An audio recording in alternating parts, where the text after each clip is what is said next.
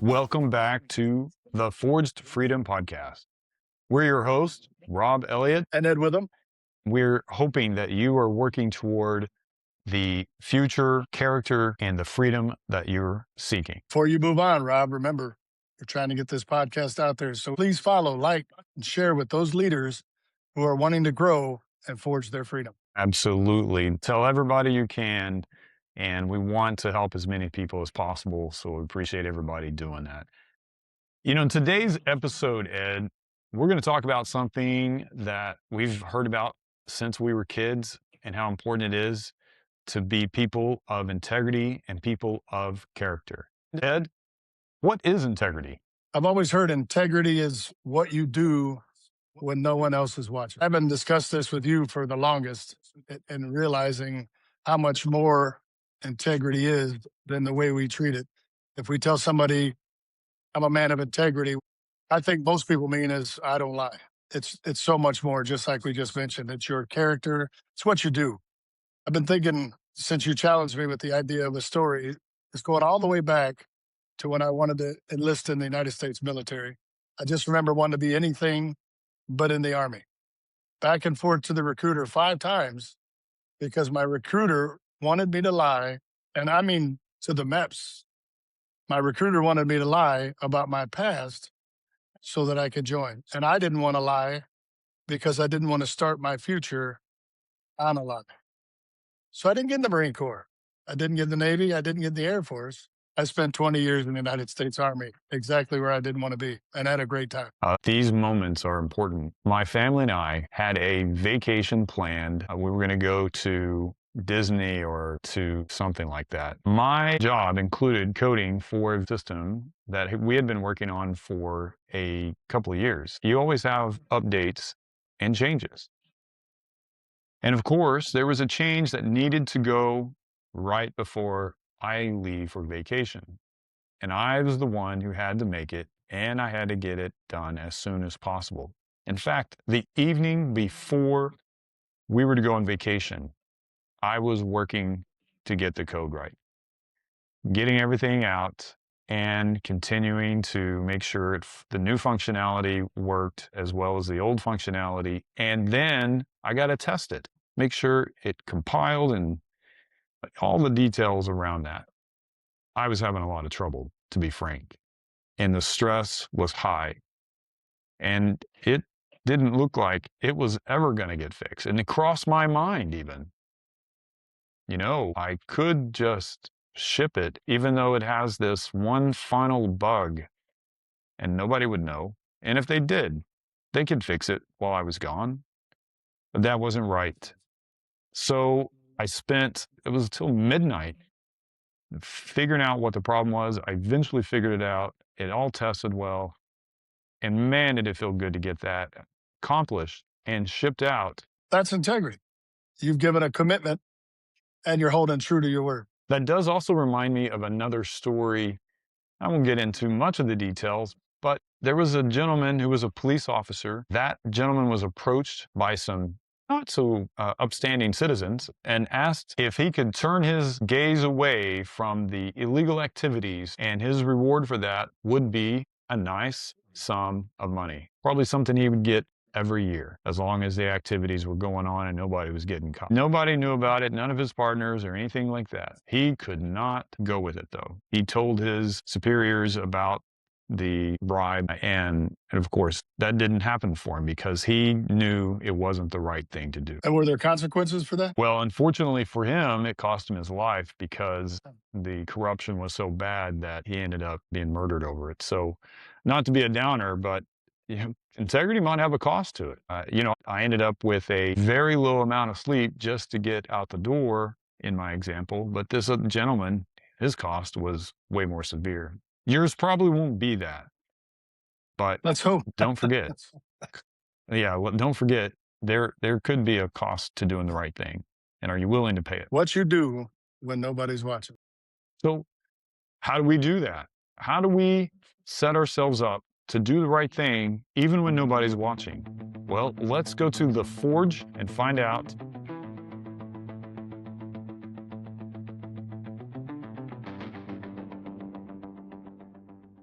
All right. So now that we're in the forge, Ed, what do you think about character? Think about the way you put it in your book, Rob.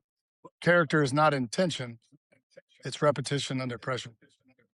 You know, I used to tell people I was checking their spill factor. If I come up on somebody and they've obviously just finished praying, or they're reading their Bible, or they've got a Christian shirt on, something along those lines, I'll walk right up and say, "You don't believe in that stuff, do you?" Just to see what their reaction is and see how they respond to that. And then, of course, I let them know I believe as well. But I call that the spill factor. When you bump a glass, whatever's in there is coming out. You can't change it before it comes out. It's coming out, right? Certainly intimidate you if you didn't know who he was, and asking you such a question would make you spill a lot of things. And yet no one's afraid, right? I think they know the reality of it. I'd like to clarify a little bit, because we say intentional. We're doing things intentionally. They don't happen on accident. That's not the time where you have to pause, make sure you're on the right channel before you respond. Up until that point, you've been intentional. We're going to give a little bit more on that today as to how you do that. But at the breaking point, that's when you want what's in there to come out. You don't want to have to make that pause, think about who you're talking to, and then answer, because it's who you are, because you built that character. It's muscle memory, basically. It is in you or it isn't. The question is, are you ready? Are you and I ready for someone to challenge us in our beliefs, or in our approach, or in, whatever activity that we're doing that we think is the right thing to do? And there's a lot of people with a lot of different views that could challenge us, and we have to be ready with that. And I think that starts, Ed, with the character unity.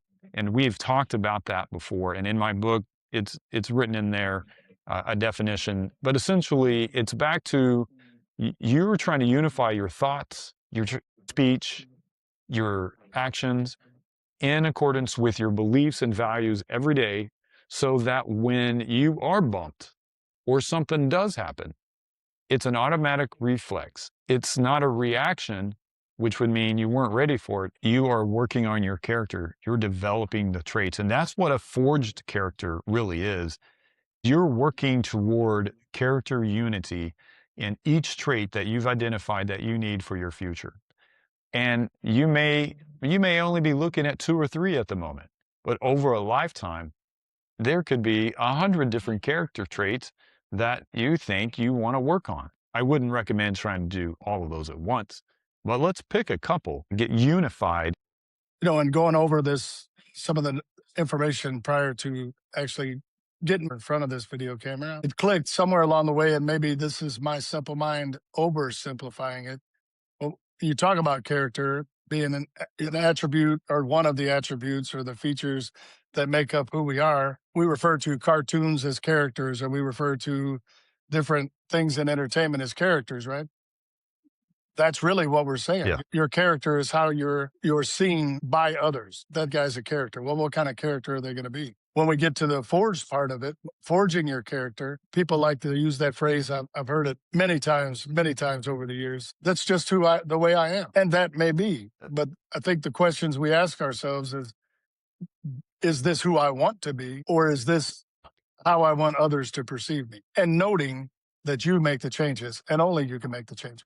Yeah, that's right. And people say that's just who I am. I mean, it's a choice. You choose that every day. So is that really who you want to be? I think that means you're not moving forward. If you're not moving forward, you're falling back. You're not making the progress needed. And if we're talking to people who are emerging leaders, they must be moving forward to stay ahead of their teams, to stay ahead of their families, to stay ahead of the organization that they're helping or leading. And it's very important to remember you're responsible, and that includes for your own character, especially your character, because you're now a light that is beaming for others. Now, the question is, are you a good light, or maybe a dim light that's not bright enough to shine on the path? Talking about leadership, I love to be overly friendly, and I do it on purpose, overly nice to employees. I like to treat them like human beings. I don't mind a little bit of cut up, a little bit of interaction. But if we're giving a safety briefing, especially all safety briefings are serious. But that's just a few minutes we take out to talk about safety. And that's one area we're not going to tolerate the jokes or tolerate the humor. Set those to the side. Let's focus on the safety portion of this, and then we can move to something else. But I was thinking the appropriate times for certain jokes. And I know you've sat in meetings before wanting to send that zinger over, but how does that create respect for those in the room, the person that you would zing? Ed, where do we get our character from? that's the age old question. How do we become who we become? Is it nature or is it nurture? While I do think there are some things internal to us that we're given, I'm firmly convinced, probably from all these years of talking to you, that it's based on the ecosystem that you set up. It's based on your character ecosystem. And as we go into that, I hope people catch it like you finally got through my brain, right? In the book, you'll see where I compare it to a ecosystem of flowers and bees and critters and whatever else might be in a flower bed or garden. And just to say, there's a lot going on in there, and there are things influencing one another. Bee flying from flower to pollinate. That ends up having an impact that the bee didn't really intend to do and didn't even know it was doing.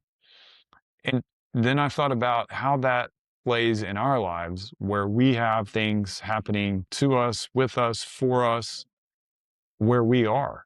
It's kind of the same thing. There are things we don't even see impacting us. There are things we clearly see impacting us. And so, yeah, I wanted to share that with everybody. And I think we'll go ahead and go into that today because there are 6 elements that, in general, I place things in. And I admit there could be another element, if you will, or another aspect that you could add to it. But the first one is culture. And culture, to me, is an interesting one, mainly because you're not necessarily even born yet. And culture is having an impact on who you are going to be, because the culture is what brings your parents together. The culture is how they're going to run their family, if they're going to have a family, and what they should do throughout their careers. So there's a lot of things going on with culture and subcultures that plays into your life. And as soon as you're born, that culture is defining your life in ways you're not even aware of yet. Of course, you're an infant. And then even when you're 15, there are things going on in the culture around you that you may not be aware of. But these things have an impact on you. All of that backwards influence. So up until your parents got together, there was the culture that built them. Tell their parents, you back that up. Then it's what you're born into. Before we get too far away from it, when you were talking about actual what we consider ecosystems, I thought that was a key point when you said the bee doesn't even know what he's doing. The bee's just doing what they do without any real realization on the impact that they're having on the environment around them, which is also having an impact on them. Your parents, when I'm sure they have all of these different ideals, and what do they say? Most of us start raising our kids opposite of the way our parents raised us, and then eventually come back to at least some of it based on what we know. All of those outside influences, and you don't even know they're affected. Yeah, that's right. Well, and you're talking about the family, that moves into the second element. It's your origins. And the origins of where you come from vary for all of us. Some of us, fortunately enough, born into a family with great love, great care, great dedication to your health and wellness. There are others who are born into still some care, just maybe not as many people. And then there's some who actually are lost to society. They didn't even want to have the responsibility of growing kids or having kids, and then they end up putting them up for foster care, adoption, whatever the case may be. And those kids, I was a foster kid, wonder, man, what is ahead for me if there's nobody around? So that doesn't mean that's the end of life for you. That's the origins. That's the beginning. And it's just a chance for us to recognize you come from different perspectives. Individually, Ed, you had a certain family. I had a certain family. Everybody has a certain family. I think the key when you talk about origins is that's all you know.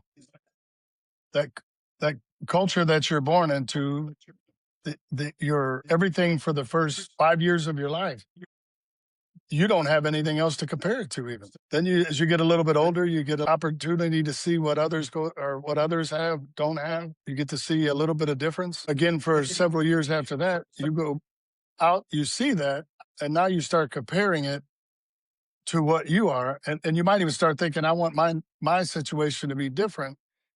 And that's where we move into, again, doing it on purpose. That's where we move into making and shaping that on our own. You say that, and it reminds me, it was a long time before I realized not everybody had bologna sandwiches every day for lunches and dinners. Like you say, it is just the norm. Within the origin, you might feel good or bad, but it's just what it is. And that's something we need to actually understand and process and realize that's a part of who we are. You say the bologna sandwiches. I remember, I could picture like it was yesterday. I'm sitting at the lunchroom table in probably 8th grade, 7th or 8th grade. He was a classmate of mine. And I'm eating a bologna sandwich. And I remember him looking at that bologna sandwich and saying, oh, I sure wish I had that bologna sandwich. That looks good. I remember thinking to myself, it's bologna, man. It's bologna. Again, where he came from versus where I came from, right? Compared to the person next to us who's probably cutting into a filet mignon, right? Yeah, that's a different perspective. This fellow classmate had looked over there and saw that and said, yeah, that might be actually pretty good. Well, you sort of did something you didn't even know you did. You influenced him by your presence, in this case, by having something that he didn't have. And it makes you wonder, how did that impact him later? Because the reality of it is, we're actually influencers of those around us. And this is the third element, influencers. We have people that we look up to, and we call them influencers. And it has a whole new meaning now, Ed, versus when we were a kid.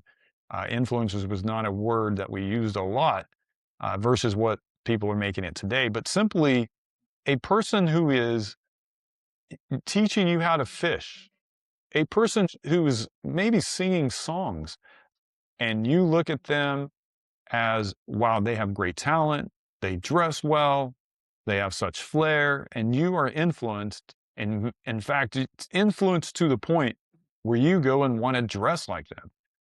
There's all kinds of influences that impact us as we're growing up that aren't necessarily from the origins. It is now our aunts and uncles. It is now the neighbor down the street. It's the actor on the movie screen that's an action hero, and you're like, wow, I would love to be that. Just exactly like you said, it's a common term, and all these young people are looking at it at positivity. I remember our parents, and I would honestly believe most, if not all, of those that grew up in our era heard that phrase. Well, if Jimmy's jumps off a bridge, are you going to jump off a bridge? They wanted to make sure that we weren't being negatively impacted or negatively influenced, right? And my answer was always, no, not jumping off that bridge.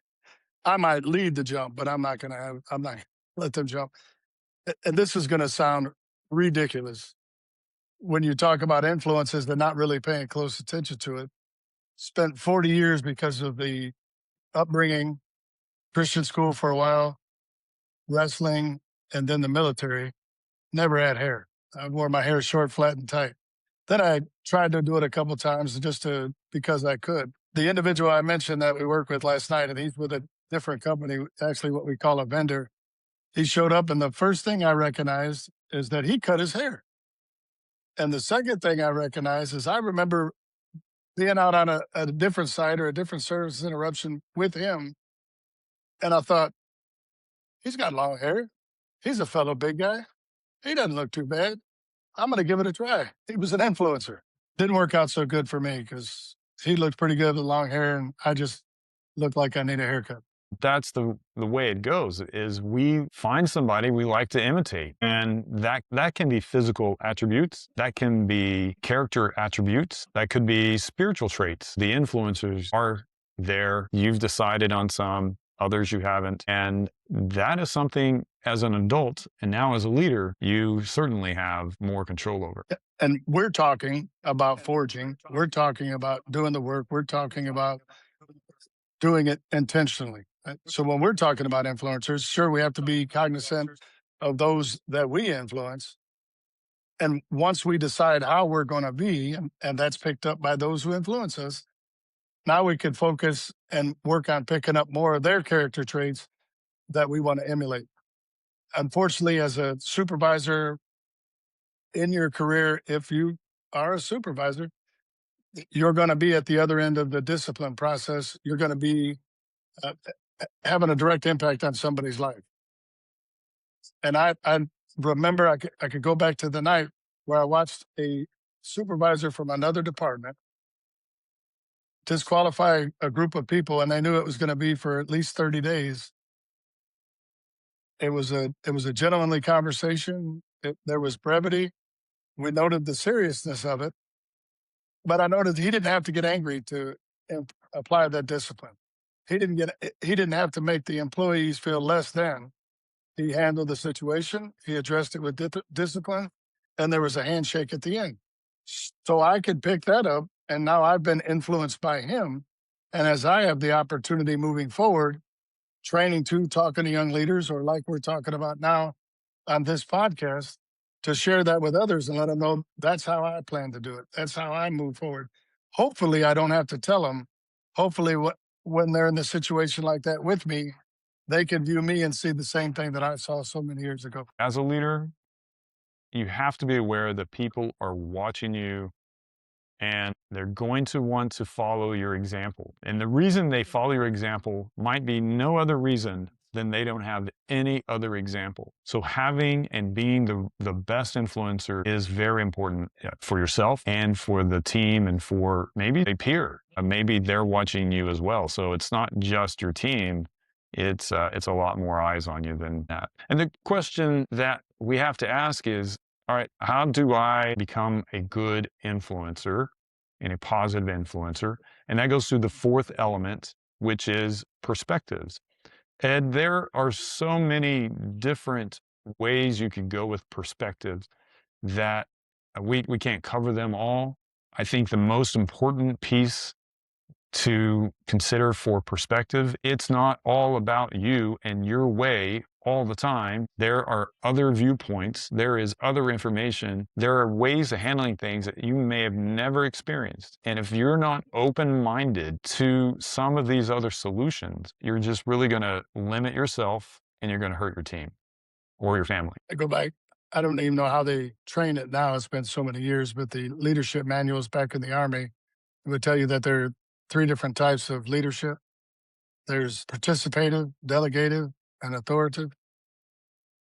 And there are places for all of those. You're reminding us that we need to involve others. We need to, as a leader, we need to get some of the other perspective from other individuals. Sometimes we're required to change ours.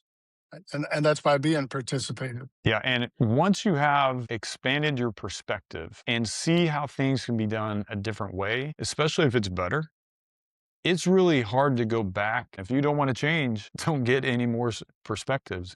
But if you really want to grow, make sure that you're seeking out those viewpoints from experienced people that know what they're doing and have done it before. Also, look, there are perspectives from new people joining your team right now saying, I've done this differently in different places and it's similar.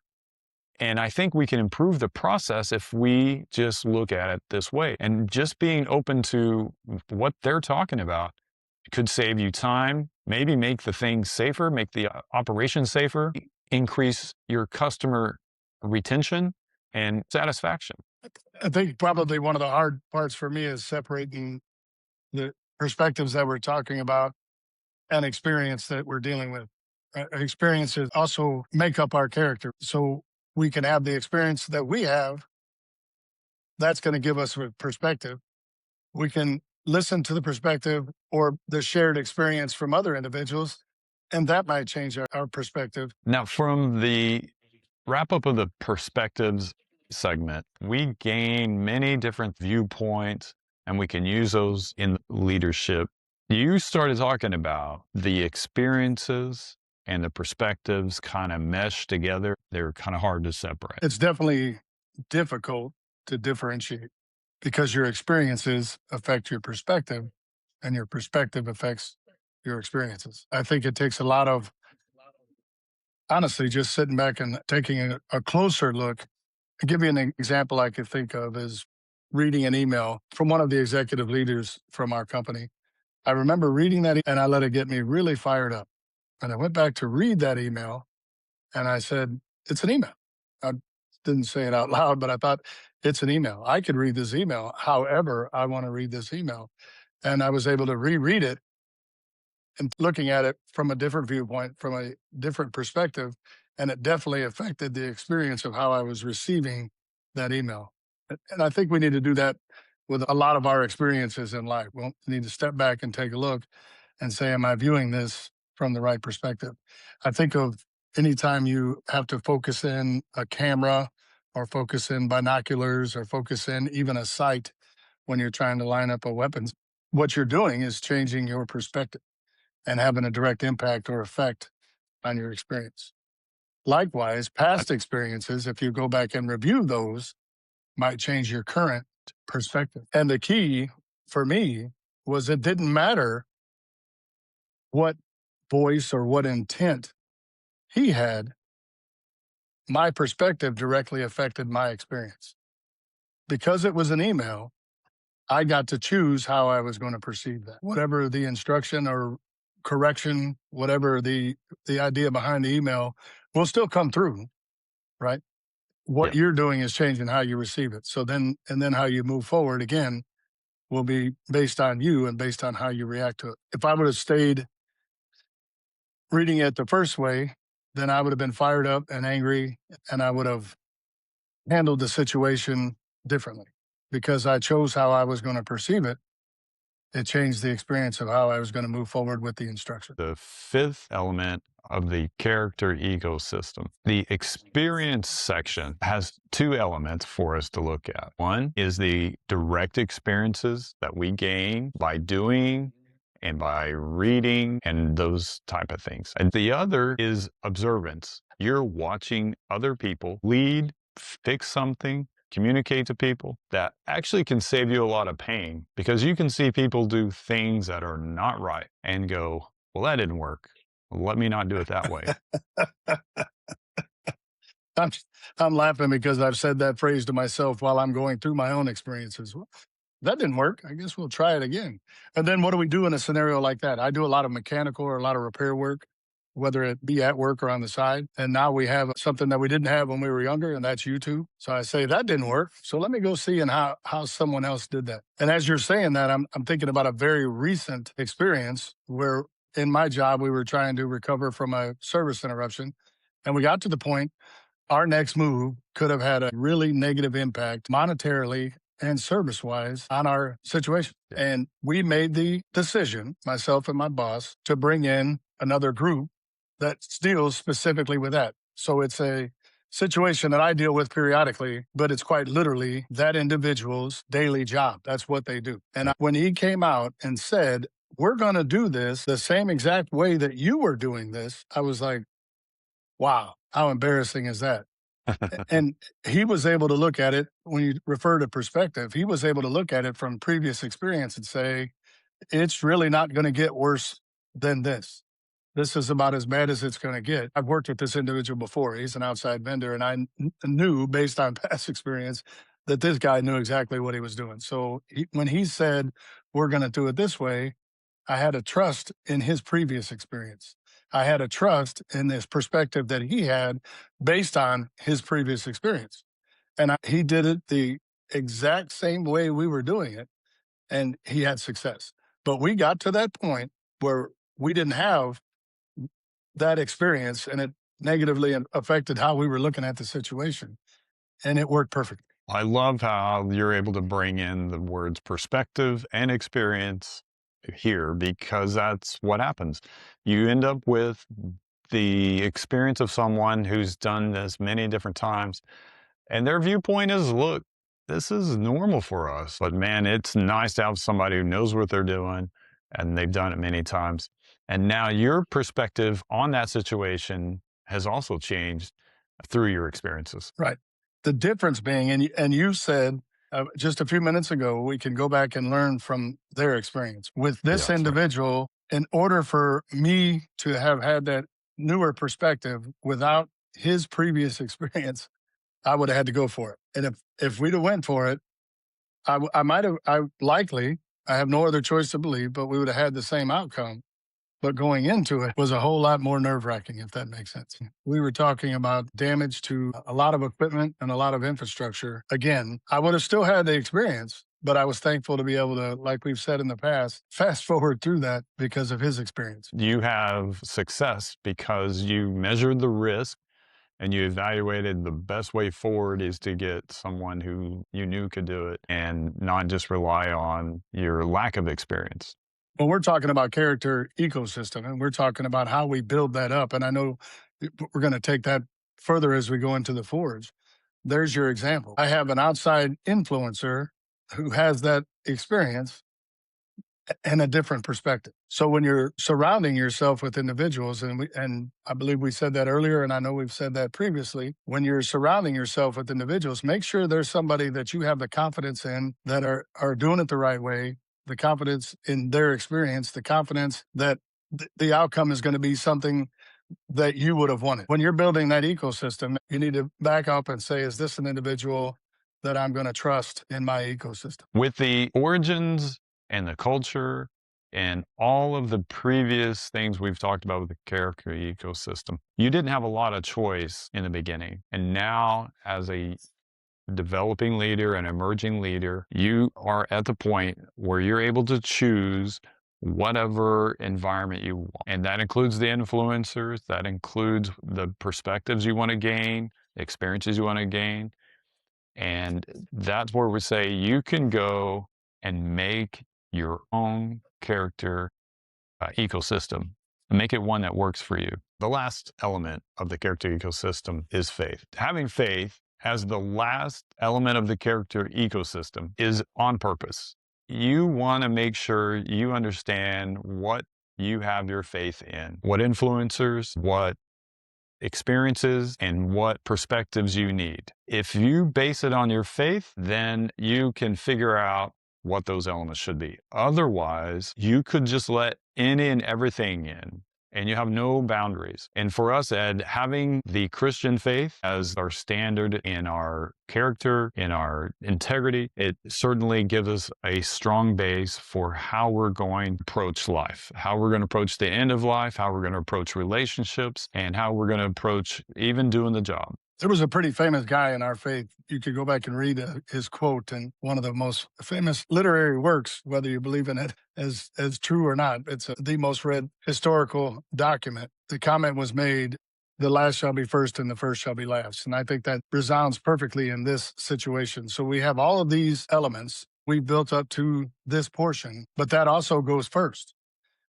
We are looking at it from a Christian perspective, as you said. Whatever you have faith in is going to be a leading determiner of how you build your ecosystem and how you look at these elements. That's right. The part about having faith, I think the most important element is to understand faith is very critical to building your character. Because if you don't have a base to stand on, it can be like sand is sinking under your feet. You go to the beach and you stand there.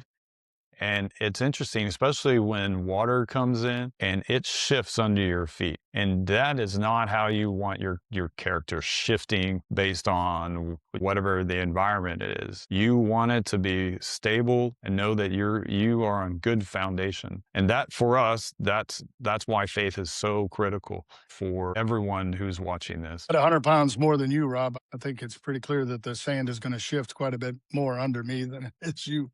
Working on that, though. Again, it's important, and that's what we're saying, line that up. I think you said in the past that we're not telling people how to believe, but we want them to follow what they believe. Hopefully, you line yourself up with those Christian individuals, and they change your perspective, and then you're able to line up your beliefs. I think that really is a great point, Ed. While we're in the forge, we always talk about faith and purpose. And I think just for this segment, the real point is to ask, what is the purpose of character? The reason we have purpose is to always remember why we're doing what we're doing. We're trying to remind ourselves why it's so important to develop our character. I also want to remind that we always talk about the hard work it takes. As we continually talk about how difficult it is at the onset to set this situation up, I think as long as we have a purpose and we know why we're doing it, it's just like any task we perform. Eventually, it's going to get easier. And down the line, it's going to become second nature because we have that purpose in front of us. I was thinking about when you were saying that it is hard, especially to create a new habit, to begin this whole process. But you know what's hard? Actually having no attempt at forging your life, have no attempt at developing your character. Because when something actually comes at you have to make a decision in the moment. And likely, like we talked about earlier, you're going to have a reaction instead of a response. And that reaction is going to probably fail you. And then the outcome of that or the repercussions of that are going to be a lot more difficult and things are going to be a lot harder. So if you do the prep in the beginning, you're able to sustain, you're able to withstand versus being slapped upon the head and being knocked around. If you don't have good solid platform, and just easy to get knocked off your feet when you're in that shifting sand. If you don't have that purpose out in front of you, if you don't have a continual move towards the end game, we refer to the platinum years. If you don't have that specific purpose in front of you on any project, as you're going through it, you have the hard work and you get frustrated with it and you get tired of it. What are you going to do? You're going to stop and move on to something else because you don't have that purpose defined. If you have that purpose defined, then you look at the hard stuff a little bit differently because you have in mind what the end game looks like. Yeah, that's excellent. That wraps up all the things that we wanted to cover with the character ecosystem. So how will this all impact the marketplace?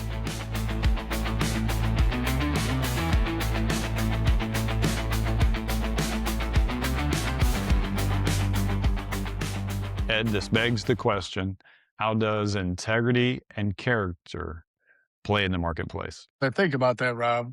They may be few and far between, but a couple of the examples that come to mind are subordinates, sometimes not even new leaders. They're emerging leaders because they're trying to get to the next level. And they'll follow what I tell them to do in handling situations. And I'm talking about specifically regarding people. That's the hardest thing about what we do as leaders is the people. They say leadership would be easy if we didn't have employees. I teach them about how to deal with the employees with respect. Sometimes you worry about an employee's career more than they do. It's very easy to get caught up emotionally in their situation when you have to handle the hard discipline or sometimes even the termination. I have to remind them that that employee is responsible for their own career and they're not taking your advice. I also tell them not to take it personally. Over the years, I've watched many people, sometimes even the meanest of supervisors, that for whatever reason end up back in what we say back in the box or back to using the tools. And they're welcomed with open arms. While they're in their position, they're being attacked, turned into HR. They come to me and they say, "This first line supervisor is harassing me." I say, "How so?" Well, they're always watching what I do. They're always checking up on me. They're always asking me questions about, and I tell them, "Thank you for that. What you're letting me know is that that supervisor is doing their job." In the one situation where I entirely left the company about 8 years ago, an assistant superintendent had gotten to the point where he was following my guidelines. He was doing what we talked about, and he was making the changes. He was making all those changes, as it turned out, based on my beliefs, or in the what we use as the word faith. He was basing that on Ed's faith. He wasn't sold out to it. So the minute I left the company, he reverted back probably worse than he was before. And it directly impacted him. And then he was very shortly was no longer with that company. The one thing I kept telling him is, I'm not telling you this necessarily for the employees. I'm telling this for you and your career.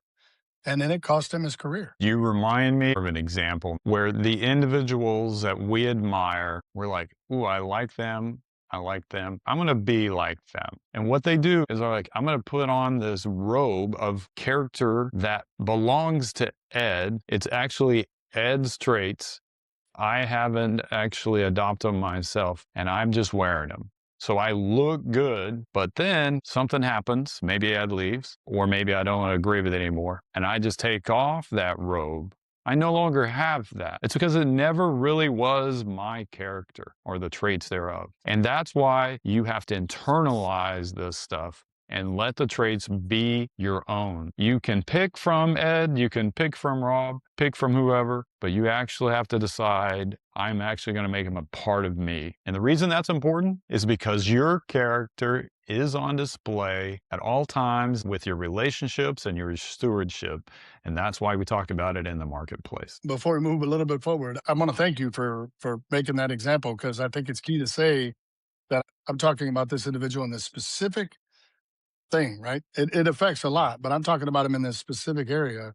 I also want to point out that that change in that individual, he's an outstanding leader. He he really is. And there are things, I believe he's 20 years younger than I am. There are things that I've watched over him that I decided, just like the example you just gave, I said, well, I'm going to take that portion from him and I'm going to use that as well. So we're just talking about one specific thing. Pretty important, by the way. You have to be who you're going to be.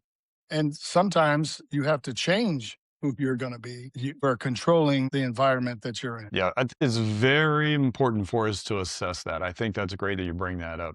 In fact, you remind me of a conversation I was having with my daughter this week. She had some concerns at work that she's wondering, what are they going to do? And she's like, I love this place, but I don't know what they're going to do. And it's not anything about her, it's just the company itself. I mentioned to her, you should look at other companies, because if you're not happy, you shouldn't be there. If there's uncertainty, you shouldn't be there. She loves being there, but it's a time to evaluate whether or not that's a place to remain. And a lot of times people don't want to look at that. You're comfortable where you are. It's difficult to get another job. Or you actually, as in her case, love the work that she's doing and love the people, and you'd hate to leave that. But the evaluation needs to occur. Is this against my values, against what I believe in? If the answer is yes, you've got to be true to your character. Otherwise, you're going to be miserable. And if you're miserable, you're going to make it miserable for everyone else. And that's not good character either. There was a time in my life when my wife and I were making a geographical decision. And the best explanation for me, because I love the current environment we were in, Rob, that was when we were in the same area. And of course, I had really great friends, still maintain that friendship some 30 years later. And I remember the guidance of the leader, who in this situation happened to be a pastor. And he said, very similar to what you just said, if not exact. He said, regardless of how much you love it here now, regardless of how happy you are now, if you stay and this isn't where you're supposed to be, it's going to become miserable really quick. I thought that was great advice, especially given the fact that that was going to have a direct impact on his current environment. The marketplace is where your public scrutiny is high. The higher you move up, the more severe the scrutiny. You're forging character, right? You're forging the character that you want, so that at the end of life, this is what I'm proud of. I have no regrets. And then there's reality, because you're still working on yourself. You do things that are not exactly the way you are wanting them to be. And what do I call that? I call that the revealed character.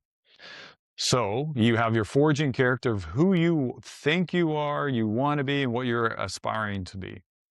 Then you show who you really are to other people, and that's what's revealed.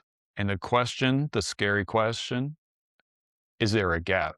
Is there a difference between what you want and think you are and where people actually see you? And so if there's a gap, then there's places to work on it. So if you're way out here, now that gap needs to be assessed. Why is there a gap in what I want to do and what I'm actually doing? And the smaller that gap, the more free we are. That as a reminder, this entire podcast, your entire book, this is all based on forging your freedom. Yeah. In the scenario you just mentioned, if who I am is for other people and it isn't for me, I've got to constantly stop and assess how you're going to perceive me, how you're going to perceive what I'm doing. Then I've got to adjust to that character. Or like you stated, in times of instant spill factor we talked about before, it's going to come out either way. So I've got to constantly be on guard for who I'm going to be in this current situation. If it's what I am and what I believe, the two worst things you could call me are a liar or a racist. Those were fighting words back in the day. So if I want to be in that situation, if I don't want to be known for those things, my character needs to line up with that. And I need to therefore not lie and not be racist. It has to be who I am. And then in situations like we talked about just a few minutes ago, where the accusations that come, then there's a freedom in knowing, well, come on, check it out. Do the investigation, do what you have to do. I talk way too much. Because I talk so much, I couldn't possibly remember everything I say. But what I can do is remember if I would say it. So if you come back to me and say, Ed, you said XYZ 2 weeks ago, I might not remember that conversation. But I know who I am and my character, and I know that's not something that I would say. And a lot of times, and I've had to do that. A lot of times I'll say, are you sure that I said that? Because that's not something I would say. So it gives me freedom, right? It gives me freedom. Yes, exactly. Ironically, and I won't go into great detail about that. I had a situation where I had to put it to that test just a couple years ago. Oh, that's not something I would say. But because the other individual's character was so strong in my mind, I had to look at that because I thought that's not the type of person that's going to make that up. That's not the type of person that's going to invent that scenario. Now I had to look at it and try to merge those two. I knew his character. I know my character. Is there something that I could have said or something that I could have done that would have caused that individual to think what he's thinking? If that makes sense. I could say, I know who I am, what I would or wouldn't do, and that's just not it. And that's freedom. That's true freedom. Yeah, I really love that. I was thinking of the exact same thing. When you are consistent, and we've talked about that, when you're consistent, you're thinking, speaking, and you're acting in unity with your beliefs, with your values every day, it's freeing. And so you just demonstrated that. If you don't lie, like, oh, I got to get out of this, so I got to lie. You don't have to remember what lies you told because you know that that's just not a part of who you are. And by the way, the stress that would induce is just amazing. So yeah, you're exactly right. If you talk about when we're young, I preserved my life by lying. And it took me decades for some of the people, specifically with my parents, because I wanted them to just believe what I said. But they're looking back on who I was before. And I would just have to take that. Exactly where I was going to go with that because we are talking about relationships. And when you have gaps, that does something. That creates a strain on the trust. In fact, you may not have any trust. And that may be unilateral, meaning they're just not trusting you, or you may even have a bidirectional mistrust just because the relationship's so contentious and you're not honest with each other. To know that somebody is telling you something and you can trust them, you can rely on them, and that really means you have no gap in at least that person's character trait of telling the truth. And then if we can get that in all of the traits, which there are a lot of traits to work on, then our character becomes stronger and stronger. And the relationships we have become stronger and stronger because people trust us. And we've talked about this many times. Trust is the key to all the relationships. And we have to work really hard at it. If you're dishonest in a relationship, and we could talk to work relationships in just a second. When you're in a relationship, if you're dishonest, then you automatically assume that everyone else around you is dishonest.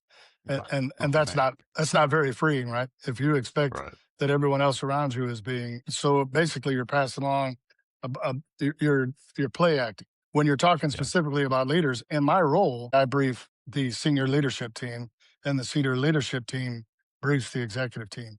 What I give them is important, especially in relationship to the operation.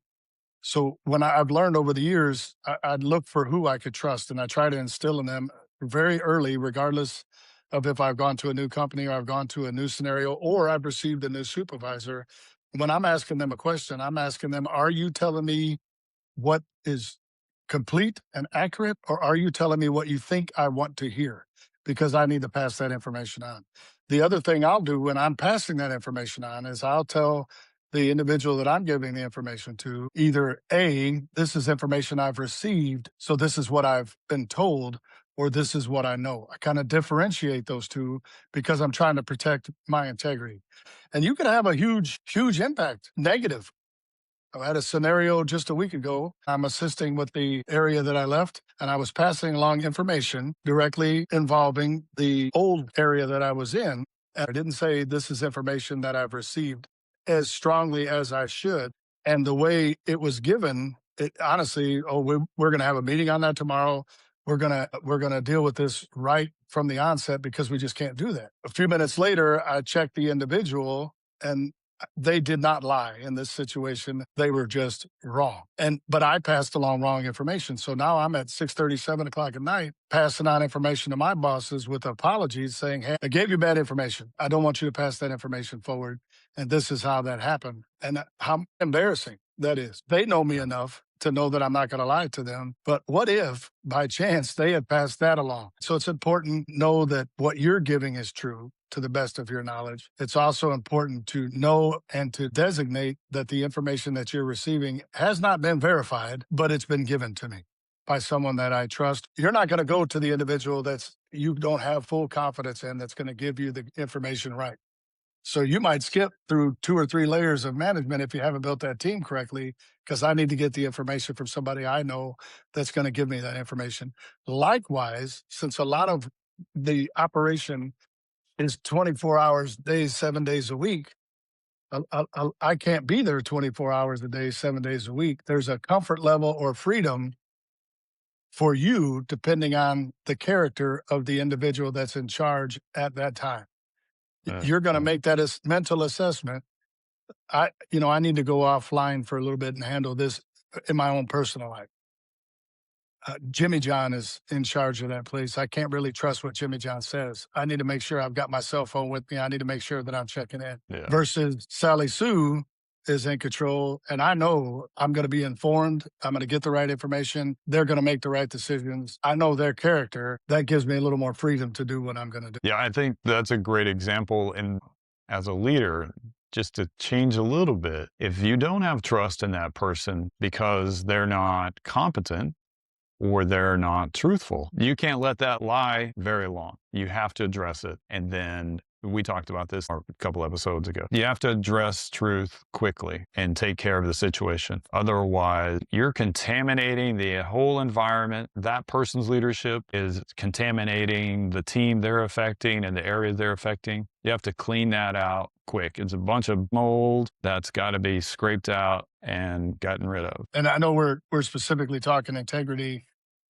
but we're also talking about the entire makeup. When we say integrity, again, we addressed that earlier in this episode. We're not just talking about telling the truth versus not telling the truth. We're talking about lining up our character all the way through. And one of the elements of character that I specifically look for, I look for it in every role, but I specifically look for it in leadership roles. You could be the best in your technical area. You could be above reproach and nobody could touch you in that specific task, in that specific area. But if you're not a team player, I would much rather have an individual that had less technical knowledge, but more of a team player. I just want to throw that in there because when I build my ecosystem, that's huge. And you're going to hear that very quickly with me. You have to be part of a team. Yeah, just to wrap up this segment, stewardship plays into this as well. Relationships is very heavy. And the way that stewardship plays into this, it's really how you steward those relationships. It's how you steward your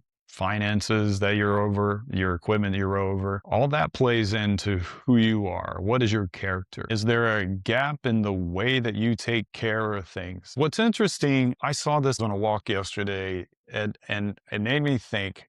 I'm walking down the road and there are these houses. They're fine houses, but there's growth all over the house. The trees are not trimmed, the bushes are not trimmed, the grass hasn't mowed in 3 weeks. And I'm like, how did these people even get in their house? And the funny thing is, it wasn't just one house. There were a couple. And it made me think, they're not thinking about the way they looked. Their revealed character, if you will, in this case, is exposed And they think that whatever they're doing is fine. But here in the marketplace, as I'm walking down the street, I'm criticizing, if you will, why don't these people care about their home? Because if they cared about it in the long term and they cared about their neighbors, and you're talking about team players, that's part of your neighborhood, that's part of the team. You need to take care of your exterior. You need to trim things up. Everybody wants to live in a nice place. And what you're doing is looking at just what's important to you at the moment. Like, I need to get in the door. I need to get out and go to work. And that, I don't even want to know what's inside. And that's another job. Inside could be immaculate. But here's the problem. I'm judging your character based on what you've revealed. And your stewardship is shown in that. You're not taking care of your own. That could be the same for our families. That can be the same into office, at the job site, whatever it might be. You're being reviewed. Maybe the person's been on medical problems and they can't mow or they can't take care of stuff. All right, fine. If that's the case, there's an exception. But at this moment, what I know is the place looks a wreck and you don't care. And I think some of that is you're not looking at the different perspectives and you're not looking at what's important at the end of your life. And frankly, will a mowed yard be important at the end of life? Maybe not. So first of all, we've discussed your walks and how long they are in the past, but I think there's a good 1,000 miles between your house and mine. I want to know how you got that far to be able to make that assessment. No, actually, my wife takes good care of our property. I was thinking of Robert Fulghum in his book, Everything I Needed to Know I Learned in Kindergarten, something along those lines. And Yeah. I remember it was one of his books where he said that he thinks that the grass should grow, the leaves should stay. That should be its own little environment. It doesn't bother him at all, but it bothered his wife. So he had to go out there and get that done. And so sometimes it may not be important, Rob. Maybe somebody in those houses are working on some future plan for the world that's much more important. And to them, Yep. mowing that grass isn't important. But you need to know two things in that situation. Think about how Rob just assessed that individual. They made it, they're looking at that character because they don't know you. That's all they have is that outside view. And it That's doesn't right. represent well, number one. Number two, few things will make a neighborhood look worse than 10 people that mow their lawn and that one or two people that don't, right? It just takes Yeah. down the whole area. So maybe you don't do it for yourself or because you believe in it.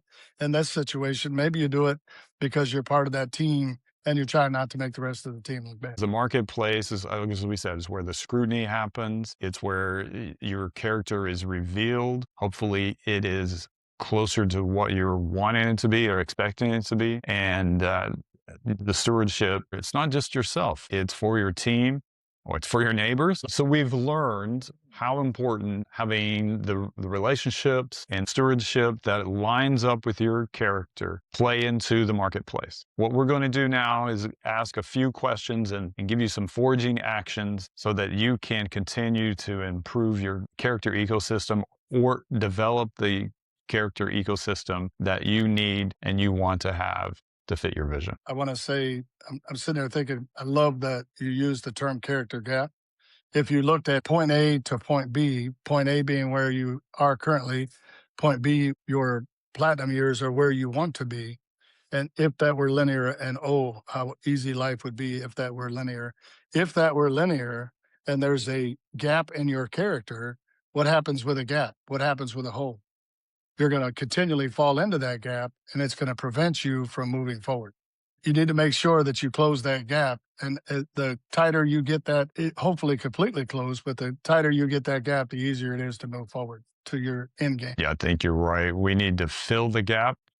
We fill it with good character traits. Ed, it's come to that point. We have talked about a lot of things today regarding integrity and character. We introduced character ecosystem and all the elements associated with it. And we focused in on the faith and the purpose. We focused in on why relationships in the marketplace are important. We focused in on the stewardship of the things that we manage, the things that are impacted by our character. And we've identified character gaps in what we think we're doing and what we're trying to accomplish versus what people see. And sometimes those gaps are unintentional. Sometimes we're not aware of them. But now that you're aware that those gaps can be there, you need to work on it. In the forging actions, what I want you to think about first is, how do people see you? Meaning, what is revealed? The second thing I want to ask, is there a gap in what you're forging in your character and what you're revealing in your character? The third thing to ask, does your current character ecosystem support your life vision? And Ed, you mentioned the word platinum age. And if we haven't covered that before, platinum age is when we get to 70 years of age, life is beginning to slow down, and there are things we want to accomplish at that point. And the question is, what are those things? And that's what I call the life vision. So if your life vision has been defined, are you setting yourself up in your character ecosystem today to accomplish that life vision? And the fourth thing, ask yourself, why am I going to do the hard work of forging my character? With all these questions, we're working towards something. We're working towards forged freedom. That's why we're doing the vision, reducing the gaps. That's why we're trying to avoid regret. And we want you to write down any character traits that will help you close the character gaps and share that with somebody that you trust. You know, Rob, you give these questions, and I think you give excellent questions at the end of these, and they're just an opportunity for us to assess. We don't have to memorize the entire, thank God, all the words that Ed has said or all the words that Rob have said, but we're able to use those questions based on what we've talked about in this podcast and previous podcasts and make our way forward. The point I want to reiterate, and I know I've said it at least in the last two podcasts, is that as you ask yourself these questions, it might initially seem cumbersome. Before long, it'll be fluid. It'll be what you do just normally. It'll become a habit. And then we can work on the questions that you're going to give us at the next podcast. Excellent. Thanks, Ed.